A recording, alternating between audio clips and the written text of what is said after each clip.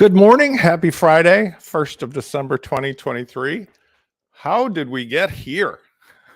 I don't know. That was either one of the fastest years ever, or I just feel like life has got so many things happening every day. It's like the movie Groundhog Day, and suddenly 12 months have gone by, or 11 months, let's say. Had a very, very interesting week, just to let you guys know, because I think this is one of the things I talk about, part of the journey. I'm having what they call a flare-up from my back surgery. I had 2 back surgeries in May that were pretty successful. You climb the mountain, pushing, I should say, like Sisyphus, that ball up the hill.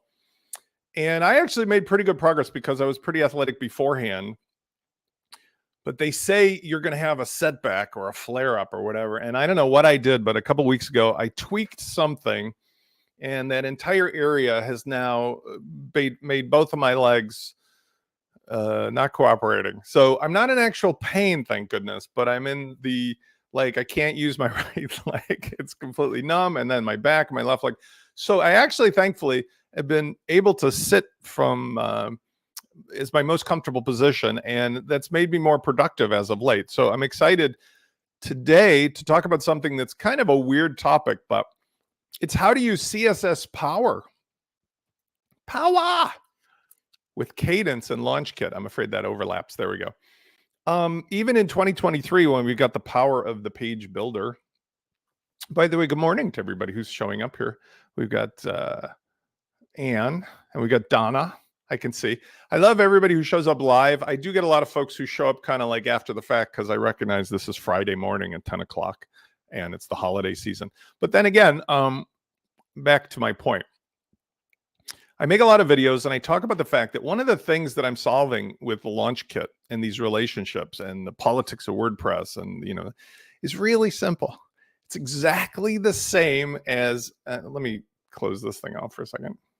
It's exactly the same as what happens in your business, in your life. If you really think about it, and I do tend to attract an audience that are over mid-30s. I want to say over mid-40s, like Gen X. But the idea is people who are used to relationships from their younger days, this is all about relationships. So I'm going to stay focused.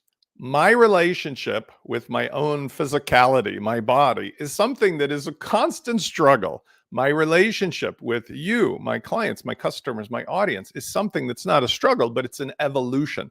Your relationship with your business associates or your customers or clients is something that I can help you or share with you through the tool set, because the ultimate thing, the number one continuity between all of this, trust the process, stick to the relationship, not the whiz-bang tools. And in doing so, you give yourself permission to have these moments, as I'm trying to do for myself, of ups and downs. My inside is like, let's go, Spence. We got to get this done yesterday. I got 1,000 things to do and your body's not cooperating. And by now, 6 months later, you should have been healed. But then I go on to the boards about people with problems with their, nerves and spinal surgeries and stuff. And everybody's like, I didn't even get out of bed for 6 months. I mean, and that's crazy because I've been able to thankfully walk, my 5 miles and do my weightlifting and all this stuff. So I just have to be patient. And today I'm going to relate that to the business stuff. Kadence, the Kadence blocks, Ben Rittner, Hannah, Kathy Zant, everybody on the team at Stellar. Amazing stuff that works in combination with the other relationships that I have for the products that are in LaunchKit. Things like all of the products that come from Fluent or WP Managed Ninja, Shah Jahan Jewel, Jack Arturo, WP Fusion. And I can go down the list. But the notion is that we're all of the same mindset, which is we have relationships like an ecosystem you have in your body or your business where we have things that need to work together better. And I've been pushing and pushing and pushing for years now to get these things to happen. And they're finally happening, but it's not always going to be linear. And good morning, Peter. It's going to be sometimes like you make progress and then you hit a little bit of a roadblock. But here's the neat thing about it. Just like with your personal relationships, if you think about this in terms of incrementally improving, 2 steps forward, 1 step back, 2 steps forward, 1 step back, you won't lose your mindset. You won't lose your enthusiasm. You won't be frustrated by the fact that it's not that perfectly straight line. I'm not Sisyphus rolling the ball up the hill, but I'm also not like some superpower person that I can just push it up the hill. It's somewhere in between. It's like I'm rolling it and rolling it and same here. So today I'm going to give you a tool to use in your arsenal that used to be really essential. I used to make my living from teaching people how to do CSS. Good morning, Adams. Hello. Adam Weeks is in the house. My West Coast brother and hot tub companion in WordCamp San Diego. We had a whole gang hanging out on the beach for that. Adam is a good guy. So today I'm going to show you some tricks that used to be mainstay, but really come in handy. And I asked one of my customers for permission, and she didn't say yes. So I hope it's okay. I'm not going to show anything that's like a big deal, but she had asked a couple questions that were really good examples of how CSS can extend what you would normally do using just the blocks that are available. And I'm going to put this in context. One last thing, I promise. I don't want to be too chatty. See, the amazing thing that we've got using Kadence blocks, everything else, is that we are spoiled because unlike the core Gutenberg, we have everything we need pretty much. But there's a few WYSIWYG controls that just aren't available. And if you can learn these tricks, the tools I'm going to show you today, you'll be completely able to do everything you want to do. And you don't have to become an expert. It's like if you were going to take a trip to Spain. I speak fairly fluent Spanish, but you'd only need to learn some phrases and some things that relate to your trip, not like every single word or sentence or conjugation. All right. So let's do this. Let me give a quick text to make sure we're good to go.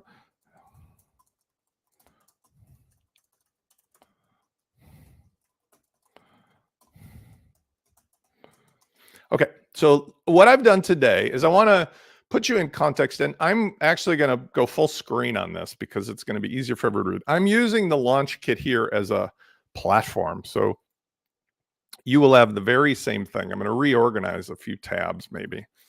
And one of the things I want to show you in general is that when you're using CSS, if you have the Chrome browser, Chrome over, let's say, using something like, gosh forbid, Microsoft Edge or Safari, you have a most likely chance of success because when you right click, you can instantly use this tool here called Inspect. And I recognize that for many of you, this is very small. So what I'll do is I'll go back to this. Just increase your screen size. Hopefully this comes through quality at 720p, but you use Inspect. And that opens up this inspector. And this is really, if you've never used this before, let me give this some attention. This is really almost like your best superpower in the WordPress space because a lot of things show up in here. Let me give you a quick introduction. On the left-hand side is a selector. This is the thing that you can use to point at various components. And then you'll notice as I roll my mouse over that below in the tab that I'm in under elements, it identifies which element I'm actually referring to. This is going to come in handy in a second. The next tab is the console. This is where you're going to see some really cool stuff if you have problems, especially in WordPress, where you have all kinds of things where JavaScript or jQuery is trying to load. This is what is going to give you an indication there. Houston, we've got a problem. Today, we don't have a problem. Some of the things are just as a result of loading the page. So for example, here, I could just get rid of that message, reload the page, and probably nothing will show up. It's just a matter of knowing which things are real problems or not. Like this here, this is, let's see what this one is. I don't even think, this is just an, I'm using something that's blocking AdBlock Plus. I'm using something that's blocking some JavaScript, probably because it's not relevant to what I'm doing. There's a plugin here called Page Links To. So again, if it's not broken, you don't have to worry about it. But the console tab is where you would go to see, there's probably something going on. And by rolling over, and I'll talk about this, you can see sometimes where the problem is. Like, let's use this for an example. Plugins, Page Links To. All I need to do is I go on my back end, and let's just do this. Let's have fun, kids. This is a very casual day. We're in casual time. I'm going to turn myself back on. So I'm going to go over here to the stack of the LaunchKit plugins, excuse me. and I'm going to actually not add a new one. I wanted to actually go to installed, and let's disable the page links to. And I think the reason that there's a problem here is because I just created a page that didn't have content. But just to show that we've found the problem, right, I can do search page links to. Let's just deactivate that. And this is sort of a self-help thing, because by disabling or just deactivating, let's go to this window. By deactivating the plugin and we refresh that, let's reload the page and see if that error goes away. And it should. Ta-da. So that's a great, like really, really simple example of how using the console can help you sometimes, even without being a developer, figure out what's wrong. Performance Insights, I don't hardly ever use, but this is actually an interesting tool because it does show you how things load if you're tracking it. Again, you can set up this recorder, turn it on, and then load a page. And what it does is it's like literally keeping track of all the elements that are loading into the page. I don't find it that useful because who cares? You know what I mean? Like for me, it's like I only care what the result is. I don't really care about what's the load. But you'll notice this is interesting. If you're curious, it shows like step by step, like a waterfall, they call this, what's loading and in what order. It even shows some of the components. So kind of cool. Recorder, this is where you can measure a journey if you were into that stuff. I've never used this in all my years of somebody across the website.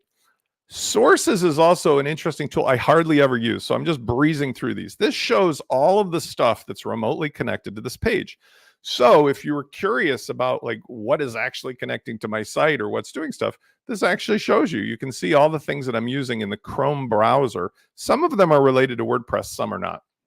Performance, same thing. We can check this for performance. I just use a third-party tool, which, by the way, if we were to just take this here, there's lots of these, but something like Page Speed Insights, or you could use another similar tool. So if you search, Google's got Page Speed Insights. There's also GT Metrics and so on and so forth. But with these, you just take the URL, paste it in.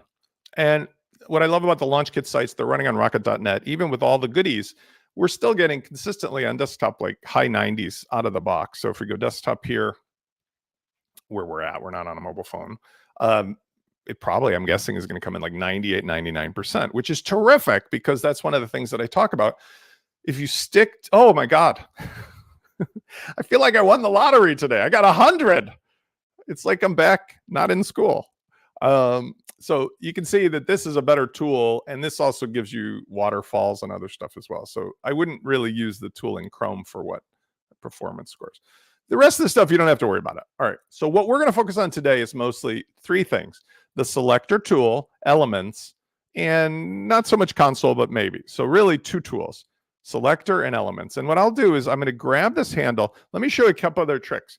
First of all, on the right-hand side, when you're in elements, you can see styles, the computed, which means like this is what all of the things are resulting in versus what they're actually in their raw format. So this is like the ingredients of your brownies, and this is your finished brownies.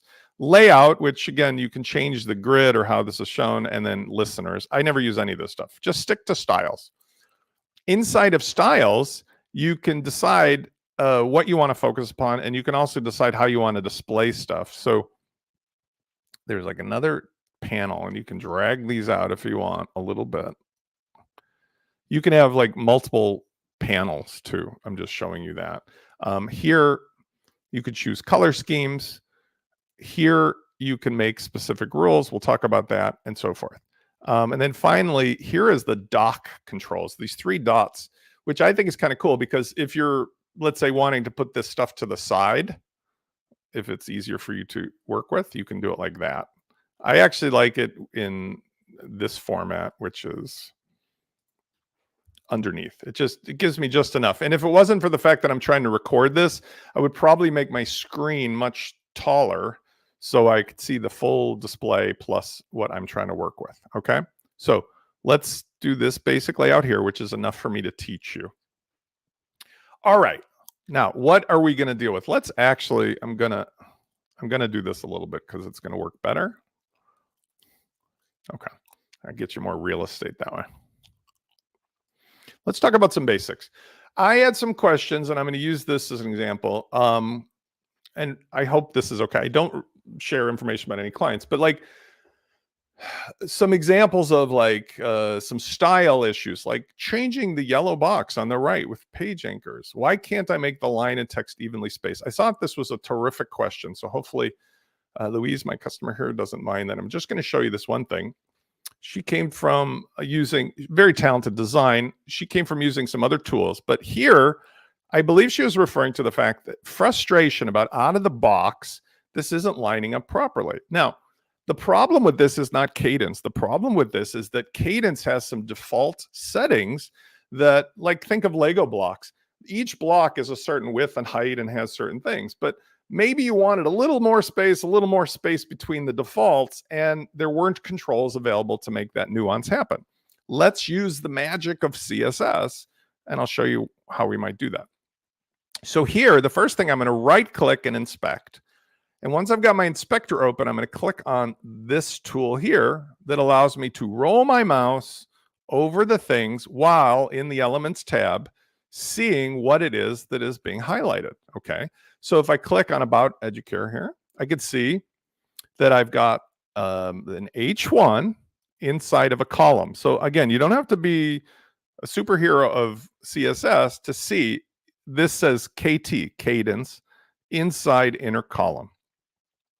On the right-hand side will be the CSS rules that style that. One of the things I can see when I roll my mouse is that that's the box that covers all those things that are in the navigation.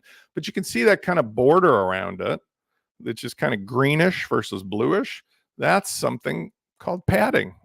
Okay. And if I were to roll my mouse down on the right side, I can see the padding is set here, and it's a global variable, to rem.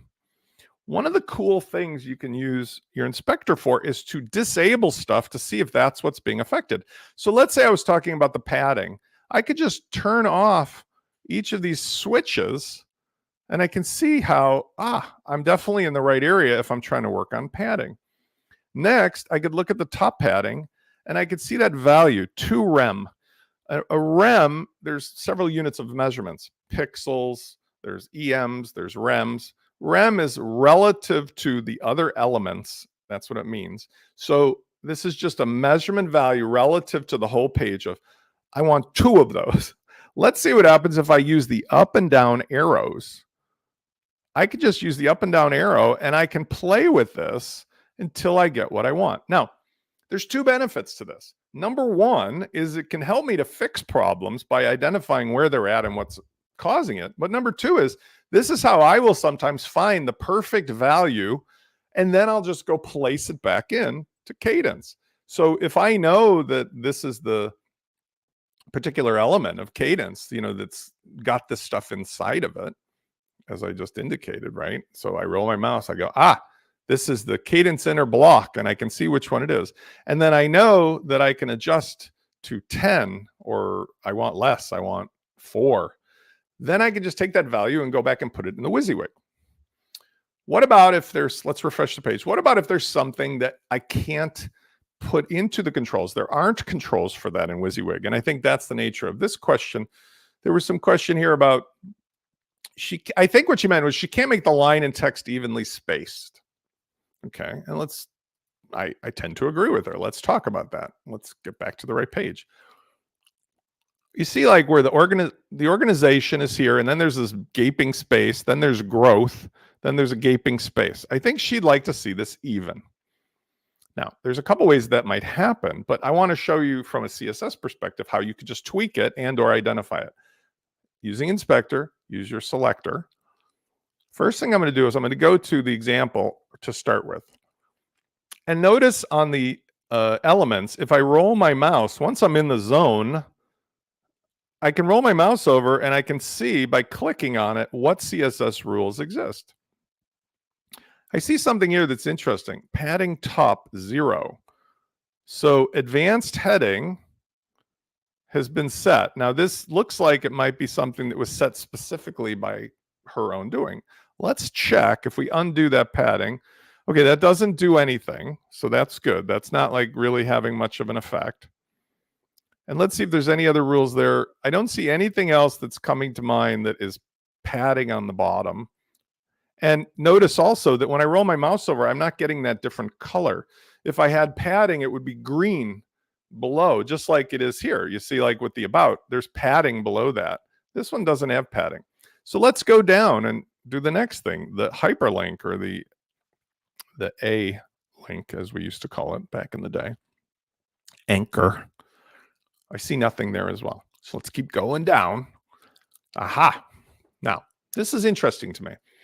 So we've got a spacer, and we can see just by looking at it, rolling mouse over, that the spacer has 370.7 wide by 6 high. That's that little number that shows up here when I roll my mouse over. That's like your computed width and height. And you can see the color, it's just 6, it's not gaping.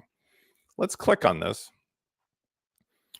Width of 100, display both, margin left, margin right, text align. There's nothing in here that's overriding it. So out of the box, I know that with any element like a spacer or text, I can use margins, positive or negative, to pull things up and down. So one of the things that comes to mind is, this is default and this is default, but they're just not lining up. That means that I probably need to balance this out by having the spacer have something to give default below it. That's essentially what I'm saying, layman's terms. So see where the spacer height is. What if we said padding, and I'll explain what I mean, bottom 10 pixels, 15 pixels. Now, interesting, it's doing the job, but it's also having an effect because it's working on every single one of these, right? So again, I'm just having fun here, but if I roll my mouse over, I'm doing equal top and bottom because this one's got a bottom, which is pushing down, and this one's got a bottom. So it's essentially not solving the problem unless I'm more specific. Padding top, 0. Whoops. Padding top, 0. Let's see if that has any effect. Doesn't fix it. I'm going to go to a next thing. I'm going to try margin top. Nothing.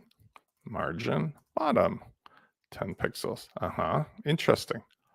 Okay. I'm going to explain what I just did, and let's see if this helps the problem.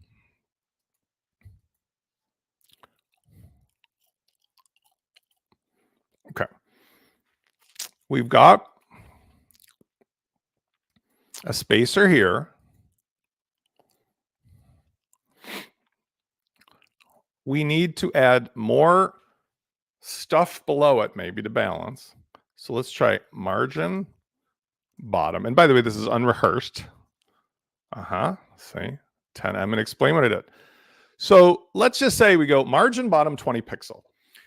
What you just saw was an example of, like, if you're familiar with the tools, and obviously I've been using these for a while, sometimes it's an investigatory tool like Sherlock Holmes that lets me figure out, like, what is actually the root of the problem. And I think the root of the problem is that inside of the setup of that Kadence block for the spacer, it probably needs a bottom margin of 20 pixels in order to balance out nicely. Now, how can I use CSS natively to fix this? Well, here's how. If you were to highlight this particular CSS rule with your left mouse and hold it down, and then right click and say copy, I'm not going to go into her site. I'm just going to go into my site. Let's imagine I edited this page. And I used her example because it was a great example, but I'm just going to show you how you could place the CSS. Kadence gives us 3 main ways to manage CSS. And let's also delete this because make it easier for me to show. Number 1 way is you can go inside of Kadence blocks controls and you can go page script, custom CSS. On this page itself, you could put in that CSS rule. That's number 1. Now, advantages of that, it's very specific to this post. You're only changing this post. That's really important if you do not intend to have a rule that is like a global sized rule that's like generic to anything, and yet you don't want it to apply to everything. So, like, for example, I'm standing on a box that's 20 inches high. Maybe I only want that to happen in this post versus everywhere I go walking around like standing on a box. So if it's specific to a post or a page, this is one of the places you can do it. The advantage is it's very neat. It's clean. It goes with the page when you migrate it. The downside is I can never remember that I put stuff in there. It's very, very compact. So you'd have to like open up every page to know that it's there. And I don't think that's a great idea. Number two, Spence's janky, hacky way, but it works brilliantly. Use an HTML block.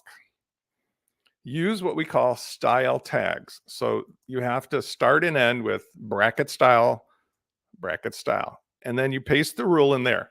Now this looks ugly, but it really makes no difference whatsoever to the end result, because at the end of the day, it's very visible to you if you come to this page in the future. I tend to put those blocks at the very bottom of anything else I did.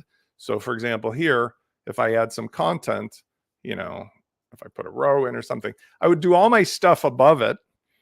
And then I would just have that as the bottom block. So it's kind of out of the way. Number three way is that you can go ahead and open a new tab. I would use the CSS capabilities of Kadence. So going into appearance, customize, Kadence has this is my primary way of doing it. Has this very nice additional CSS box. And what you do is make some room for a new line, paste it in. It's very important when you copy and paste that the things you're grabbing from the inspector have the proper format. So let's go back. Let's go back here.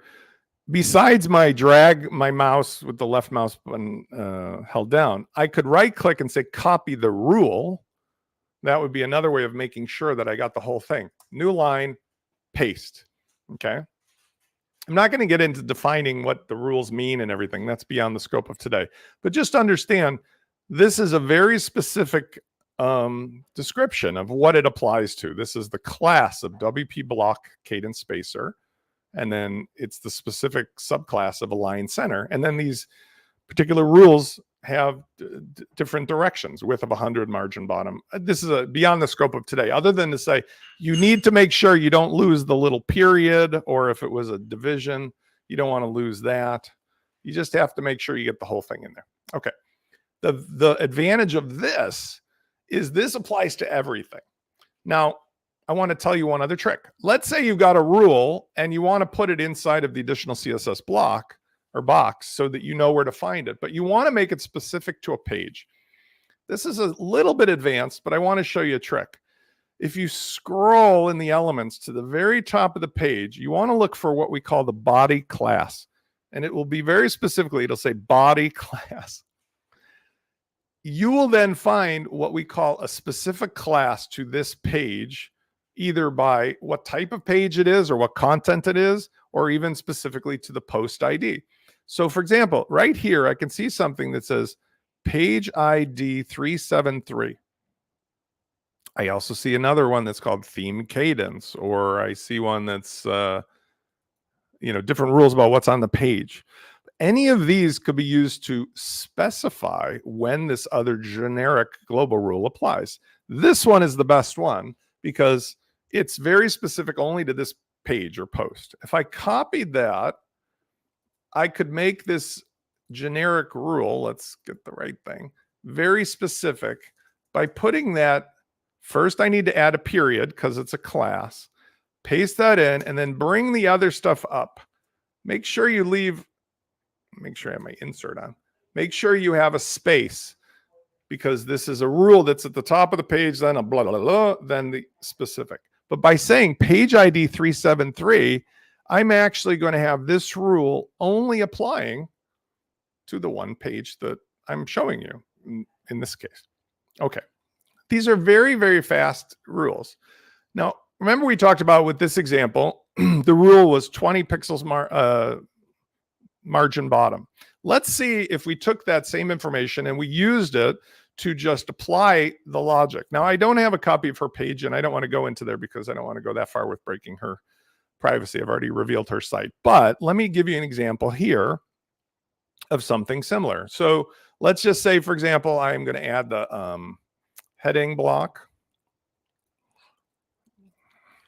blah, blah. And then I'm going to do a spacer. And let's do something that's a little more visible. So we'll make the divider like a bright blue, and we'll make it a little thicker. And then let's just do below that heading block again.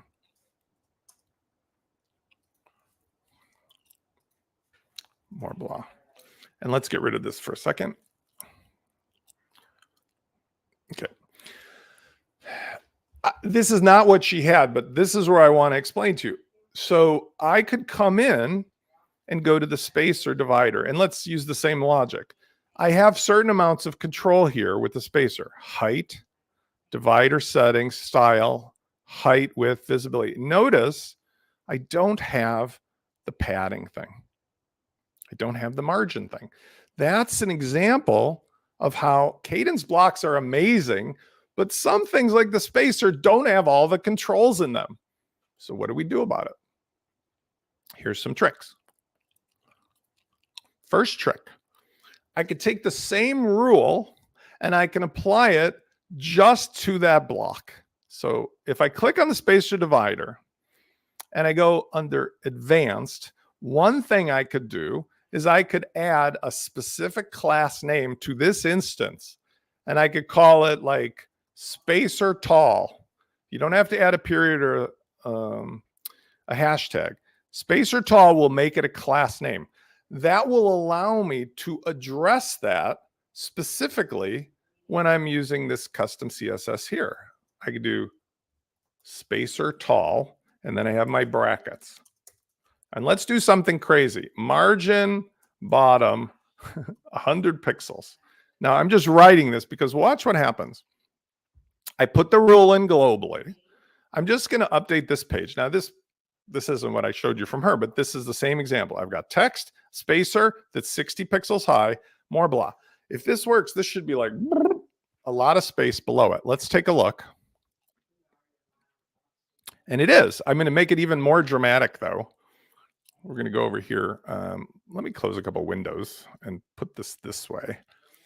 Let's make it like 300 pixels because that'll be really, really dramatic. And we'll refresh the page. See, that's cruising down. Now let's use our inspector and see what we got, because now we can reverse all of the stuff I was just teaching you about how we can play with this. We roll our mouse over. We see, yeah, okay, cool. That has a little margin below it because it's orange. Here's our spacer, and whoa, like, look at that. That's got 60 there, but 450 high. There's something going on. And then I go here and I go, well, something's below, but that's not the reason. So if I click on this, we can now see what, if any, CSS is applying. And notice when I roll my mouse over the spacer here, see all that orange? That is the CSS rule I just made, which I can now find right here, spacer tall, margin bottom. And watch, I can play just like I showed you. Let's go up and down with my arrow till I find exactly what I want. Maybe I only want it to be 30. Okay. Now I know what it is. I'll change 300 to 30, publish it. And just like this, you are a CSS expert.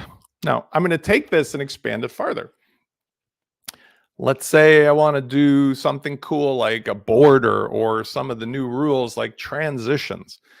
There's tons and tons and tons and tons of cool things you can do with CSS. If you go to, for example, Chris Coyer's old site, CSS Tricks, which unfortunately he doesn't run anymore, but incredible things like animated CSS, you know, and what it gives you are all these things that you can play with that aren't available as built into blocks. Things that allow you to do things like when the mouse rolls over or when you're transitioning, or to do, there's a new one that I love that allows you to take, let's say, text that wraps around and make sure that it's evenly spaced on each line. So any of the CSS things that you want to learn, you can now apply to your Kadence blocks. And I think that's incredible, right? I mean, that's just like, wow. Let's see if there's something I can even do really quick, because I know what I can show you, but I'll do something more simple maybe. But These are really cool, but these are maybe too much for me to do today. Let me do something more simple. Let's do a hover effect. Hover or rollover is when you move your mouse over an element and it has a hyperlink. It typically will show like the finger. But what if you just want to show something like that the text or the background changes? Okay, let's try it. Let's do our blah here. Okay. Actually, let's do our whole section here that we've just set up, because we've got a special spacer tall. Okay. Let's add some CSS rules. I know this CSS. You don't need to know this, but I'm saying these are the things that you can now do because I've shown you how to add a CSS class to any block, put in a style sheet, and now you can go grab some other stuff. Let's do, for example, background, and we'll make the color like a gray, like a DE. Now, what is that exactly? That is a hexadecimal color. Here's a really cool trick. With the inspector, you can click, and now you can use the inspector to come up with like any color you want using hexadecimal or otherwise. So like out of the box here, it's hexadecimal, but I can also click and switch it from hex to RGB or HSL or any of the other color schemes. This is really super handy for lots of toys too. But let's say I make this background right now a green. I'm gonna roll my mouse over it. Now, what if, let's actually go up a bit. Let's go here. What if I want to make, when I roll my mouse over, that color changes? There's a tool in the inspector called hover, and that allows me to turn on and off displaying what something looks like when my mouse rolls over it. Okay. In order to make that rule apply, there's a little special syntax we use called a pseudo class. You put two little dots at the end, a colon, and that will give you a different color when you roll your mouse over. So let's do that here. We're going to take the spacer tall rule and we're going to say hover. Okay.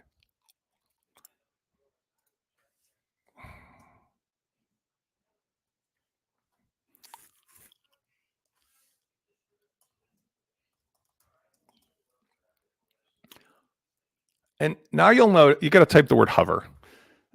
So you see how the rule is slightly different. When I roll my mouse over, notice that the color changes, but only when my mouse is over that. Let's take that rule the same way I showed you before, copy.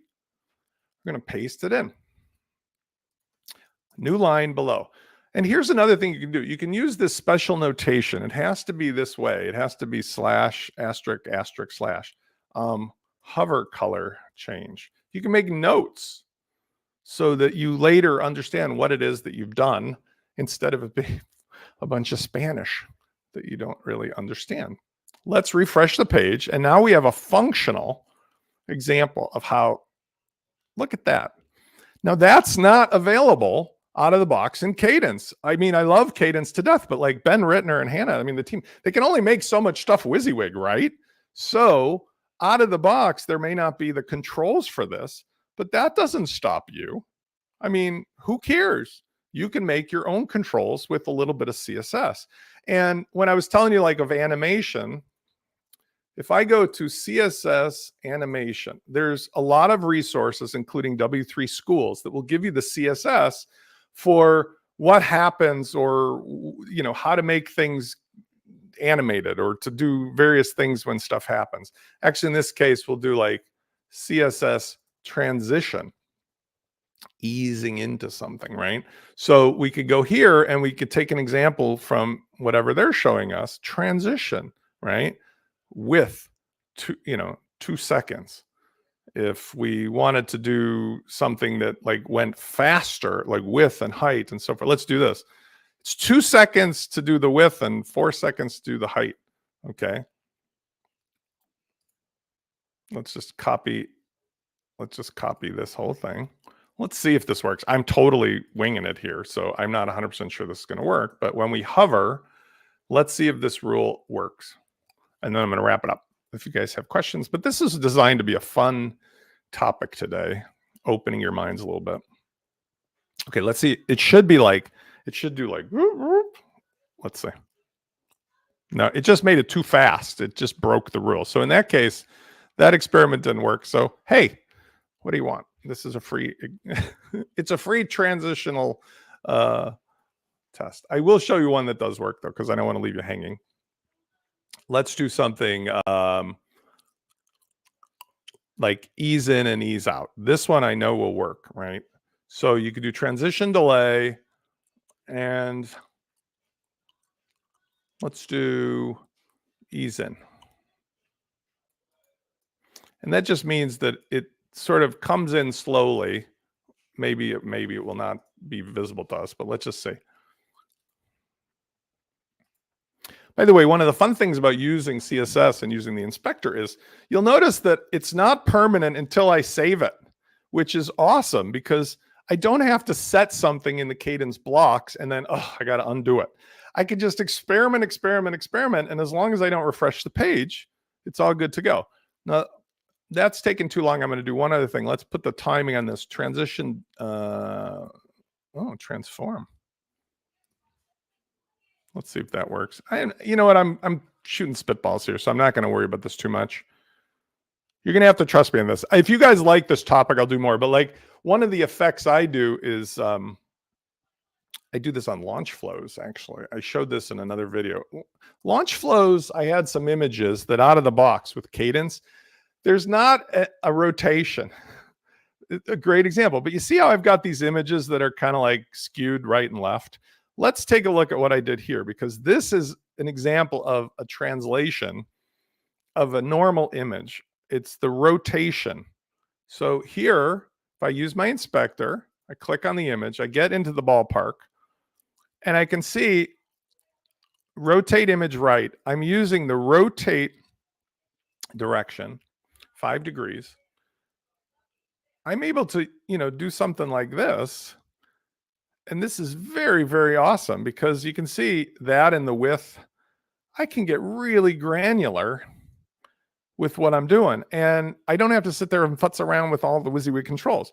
I love the WYSIWYG controls, but I don't like to futz around with them because at the end of the day, I just want to get in, get it done, and then I copy that rule. So for things like this, box shadow, border radius, brightness, filter, you can get really, really granular, and then you save the rule where it's got a class name like rotate right image. And you can just apply that class name to everything else in the future. All right. I'm going to call Uncle. I hope you guys enjoyed today. I appreciate that there were several of you guys watch. This was not my normal Friday office hours, but what I do want to bring you up to speed on are a couple things, business and personal. Today is the last day. The Black Friday sale is going away. So just a little salesmanship here. If you were to go to WPLaunchify, please click the Black Friday sale. Many of you have already done so. This is a small group setting. It's 3 months of launch kit, $97. So that's all you're paying for. But you get 4 hours of me for free. How about that? Me and my bum leg. Hopefully by then I'll be feeling better. Maybe a third surgery, we'll see. But in any event, it's 4 hours of small group training. So it's $1,200 of value because there's not going to be so many people that you couldn't ask all the questions. This is a great way to get that free value because you're getting essentially the retail launch kit for 3 months plus free 4 hours with me. And today I'm pulling it down. Today is officially December 1st, but since it's the Friday video day, I decided I'll keep it up until the end of today. On another personal note or business note, many of you have been doing an amazing job with your own LaunchKit sites. We're growing fast. I'm going to be revealing some personal partnerships and private arrangements and deals, but we're gaining traction. WordPress as a service. And what I love is that everybody's doing what I've asked of them. Use your site, send me email questions. I can answer you quickly in email. Sometimes I make a loom. And everybody gets momentum. And the base of this knowledge is what we're going to begin to share because I have the cooperation of many of the folks who are participating in the software side of things. Again, from WP Fusion, from the whole WP Manage Ninja, from Spectra, not Spectra. I am friends with Sujay. We're not using Spectra. I want to say from Stellar and all the products there. So from LearnDash, from Kadence, all that stuff. So the idea is that the more we cooperate on this coherent thing, the more I can deliver WordPress as a service, and everybody can get on board, because that's where I think my ultimate goal is here. For anybody who makes their living, the people are paying for the relationship with you. We can give you the platform as you really would want it, just like you'd get at any other SaaS solution, right? When you go to Salesforce or HubSpot or Kartra or Kajabi or Wix or Weebly, they don't have you going down to the flea market and buying parts. They say, here's the platform with everybody doing the same stuff with the same pieces. And I can work out the relationships on the back end with the vendors of the software to make sure you get that. So keep doing what you're doing, keep sending your questions, keep sharing this, but also remember that sometimes the simplest thing for you to sell has absolutely nothing with you being an expert. It has to do with you being the person that is the intermediary, spoon feeding things. And to bring it back to my original starting point today, I have lots of great friends and families and colleagues. And when I have my days, like today's a little better than yesterday, but when I have my days when I'm pushing that ball up the hill and I set back and my leg is asleep all day and I'm miserable, I just remember that today is just another day of many days. And hopefully you will feel the same way, that today you may feel disempowered, but I'm here to tell you that the world we're in has never been more opportunistic for people who just want to be in the position of helping somebody else identify, here's the thing you need. You don't have to be technical. You don't have to be an expert at everything. You just have to be the friend or the colleague of one person behind you in line. And if we all do that as human beings and as business people, we're all going to do great, because the technology just takes care of itself. I mean, we're in a world of infinite technology. Let's get back to being human beings who help each other. I'm here to help you so you can help somebody else. Let's do it. I'll see you guys on the next video. Bye.